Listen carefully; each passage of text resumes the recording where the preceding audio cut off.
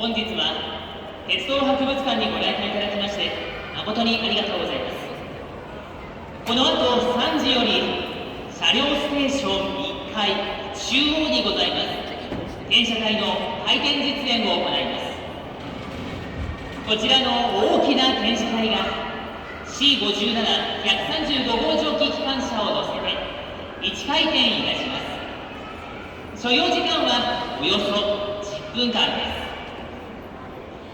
それに伴いまして、ただいまより転車台上の通路のご通行ができなくなりますのでご注意ください。また、転車台回転実演中、上に乗っているこちらの蒸気機関車が汽笛を鳴らします。大変大きな音がいたしますので、大きな音の苦手なお客様や小さなお子様をお連れのお客様はご注意ください。それではこれより転車台回転実演準備のため、転車台を囲む周囲の黒い柵をスタッフが順番に締めてまいります。黒い柵が動きますので、柵のお近くにいらっしゃるお客様、柵からは手を離して十分下がってお待ちください。柵からは手を離して十分下がってお待ちください。皆様のご協力をお願いいたします。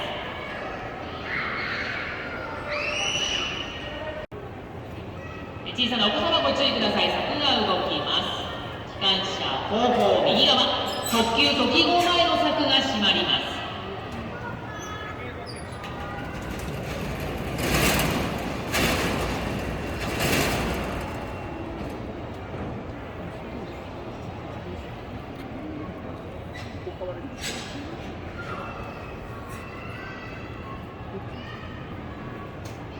続いて閉まる柵は最後の柵です。機関車後方左側の柵が閉まりますので、お近くのお客様、柵からは下がってお待ちください。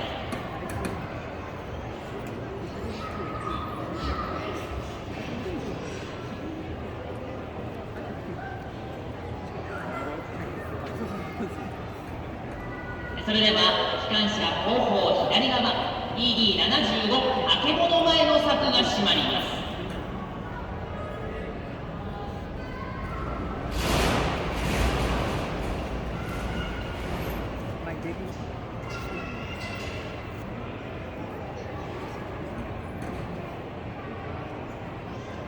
ただいま全ての柵を安全に閉めることができました。どうぞこれより転車台お近くでご見学ください。皆様のご協力誠にありがとうございます。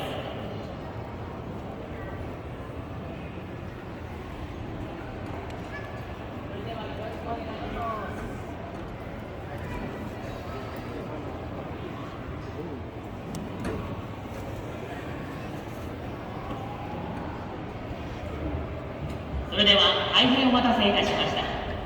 まもなく3時の転車台回転実演を行います。転車台回転実演中、周囲の黒い柵から手や体を出したりすることはおやめください。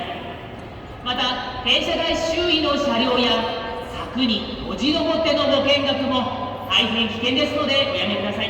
皆様のご協力をお願いいたします。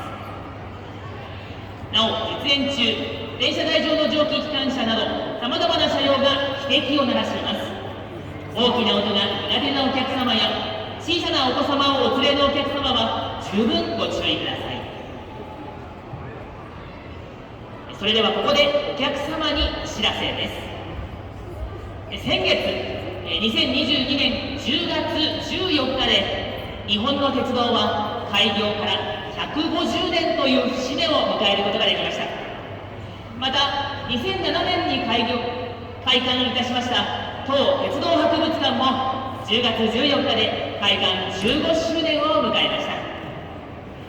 この150年と15周年を記念いたしまして、本日の転車台回転実演は転車台上の蒸気機関車に加え、車両ステーションに展示されておりますいくつかの車両の汽笛をお届けする特別バージョンで実施いたします。ぜひさまざまな車両の汽笛の共演をお楽しみください。なお、ご見学いただいている場所によってはやや大きな音がする場面がございます。大きな音が苦手な方は十分ご注意ください。それでは間もなく時刻は3時を迎えます。本日、転車台上の蒸気機関車の汽笛を鳴らす方をご紹介させていただきます。転車台上の蒸気機関車運転台にご注目ください。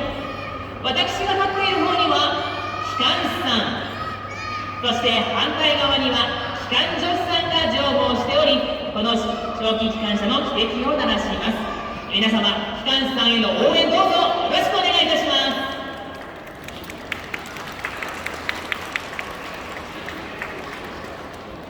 それでは間もなく時刻は3時ちょうどを迎えます。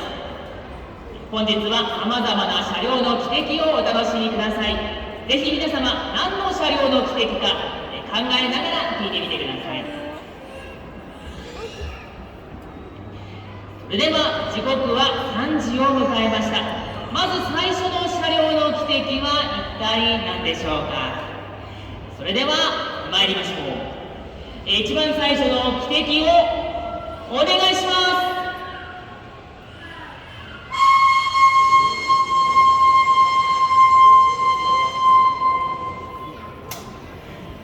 ピーという汽笛の音がして、転車台がゆっくりと回転を始めました。さあ皆様、今の車両は一体何の車両か分かりましたか？正解は車両ステーション入り口に展示されている1号機関車の汽笛でした。今から150年前の1872年10月14日、日本に初めての鉄道が新橋・横浜間で開業します。当時、日本には鉄道を作る技術はまだなかったため、イギリスから10両の蒸気機関車が輸入されました。そのうちの1両が今汽笛を鳴らした1号機関車なのです。国の重要文化財にも指定されています。日本の鉄道の歴史はこの1号機関車とともに走り出していったのです。ではそんな150年前の日本の空に鳴り響いた1号機関車の汽笛をもう一度お聞きください。お近くの方は大きな音にご注意ください。それでは1号機関車の汽笛をお願いします。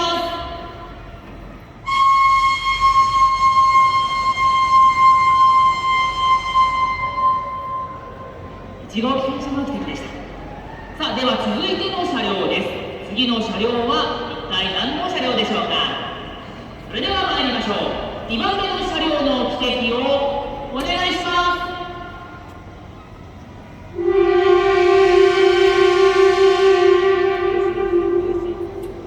さあ皆様、今度は何の車両か分かりましたか？正解は車両ステーションの後方に展示されている200系新幹線電車の汽笛でした。200系新幹線は今から40年前、1982年、東北上越新幹線の開業に合わせて登場した新幹線車両です。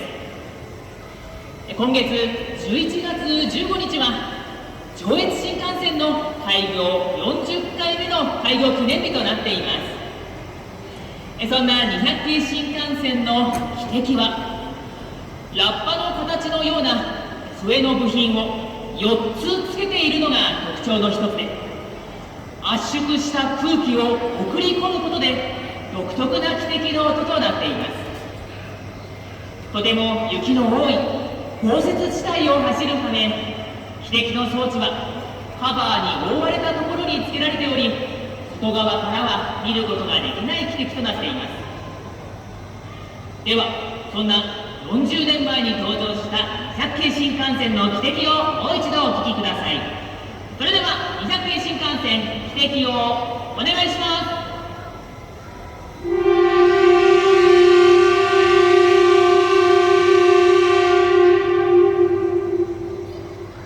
200系新幹線の汽笛でした。さあ続いては3両目の汽笛です。どの車両かは皆様すぐお分かりいただけるかと思います。転車台前方のお客様は少し大きな音にご注意ください。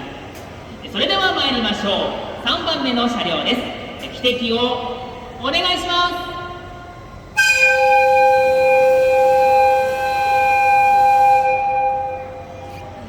ただいま汽笛を鳴らしたのは EF55 型電気機関車です。この電気機関車は東京沼津間で特急列車を引くために作られました。全部でわずか3両しか製造されず、ここ鉄道博物館にある EF55 型1号機だけが現存する最後の EF55 型となっています。大変貴重な車両のため準鉄道記念物にも指定されています。先頭部分が丸みを帯びた流線形になっていて、車両の前後で形が違うため向きを変えるには蒸気機関車のように転車台を使う必要があるのです。転車台を使う珍しい電気機関車 EF55 型はこの独特な形から鉄路のスターとして多くの人々に親しまれてきました。しかしその一方で戦争の傷跡を残す機関車でもあるのです。太平洋戦争中、静岡県で機銃掃射を受け、車体の16箇所が損傷する大きな被害を受けています。この時に受けた傷跡は一部修繕されましたが、当時の記憶を現代に伝える車両として77年経った今でも弾痕が運転台の天井に残されています。このように EF55 型1号機はその活躍した時代を後世に語り継ぐ重要な役割を担っているのです。波乱に満ちた生涯をたどった EF55 型1号機では、またその汽笛をお聴きいただきます。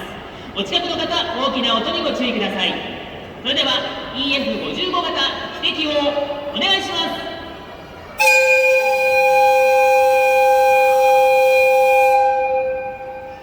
皆様、汽笛の音にはもう慣れてきましたでしょうか。それでは大変お待たせいたしました。最後はやはりこの車両の汽笛ですね。皆様、大きな音にご注意ください。それでは機関さん、汽笛をお願いします。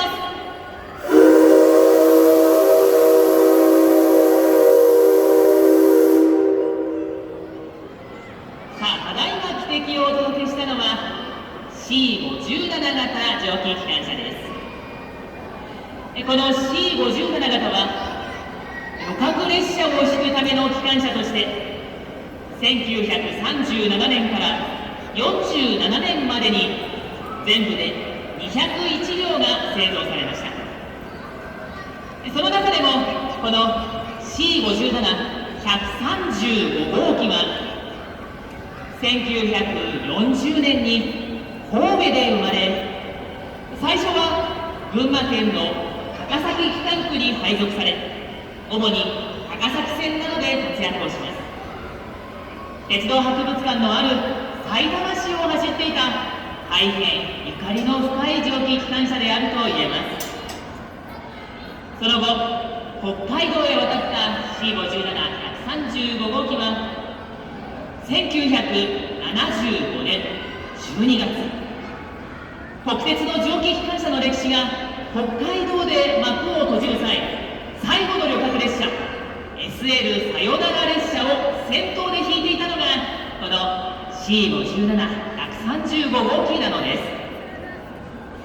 その後、東京神田の交通博物館での展示を経て、今から15年前2007年の鉄道博物館開館から本日に至るまで鉄道博物館の顔として毎日汽笛をお届けしています。汽笛の装置は大きさや長さの異なる5つの笛を1つに束ねた構造で鳴らすと和音になるようにできています。本来なら蒸気の力で鳴らしますが、鉄道博物館では高圧の空気で汽笛を鳴らしています。この5つの笛が同時に鳴ることによって蒸気機関車独特の汽笛の音色となっています。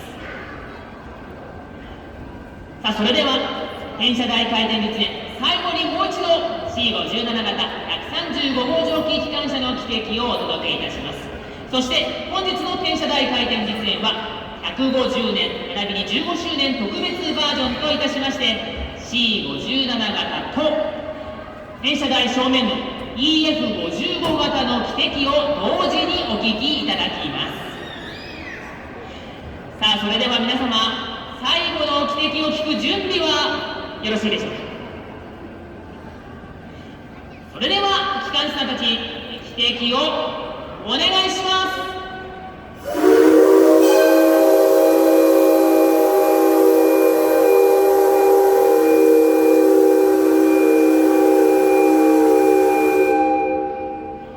汽笛の音色はいかがでしたか。ただいまの汽笛をもちまして、鉄道博物館15周年並びに鉄道開業150周年特別鉄道転車台回転実演を終了いたします。最後までご覧いただきまして誠にありがとうございました。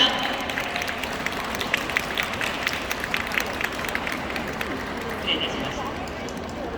どうぞこの後も鉄道博物館でのご見学をお楽しみください。なお、ここでお知らせです。ただいま鉄道開業150年を記念いたしました企画展を2階スペシャルギャラリーで実施しております。こちらは期間限定での実施となりますので、お時間よろしければ2階スペシャルギャラリー鉄道の作った日本の旅150年をご覧ください。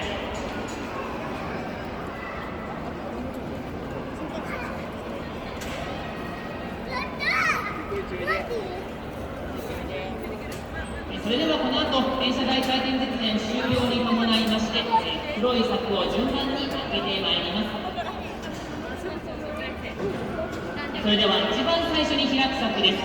機関車後方左側 E275 あけぼの前の柵が開きます。